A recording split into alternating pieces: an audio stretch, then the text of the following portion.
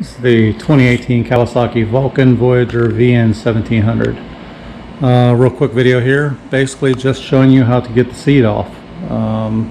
Some people already know this, some people are new to the bike, some people just haven't had a newer bike where you actually use a key to get the bike seat off.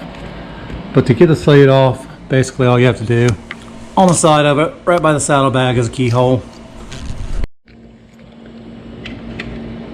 Insert the key into the keyhole.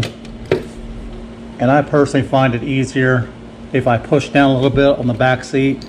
When I turn the key, it lifts off there a whole lot easier. Once you get the seat pop loose, pull forward a little bit, seat slides out. Front seat, lift up from the back, slide it toward the back of the motorcycle, seat comes off. When reinstalling the seat, there's a little tab right here in the front.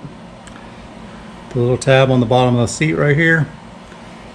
You have to line it up, slide the tab forward, so the seat slides up underneath there, and then on the back side, the two little pins will line up. Push it down a little bit. Similar on the back seat, there's a little plastic tab right here. There's a little metal catch on the back. You hook it underneath that first, press down firmly, and that's all there is to it. Thanks for watching.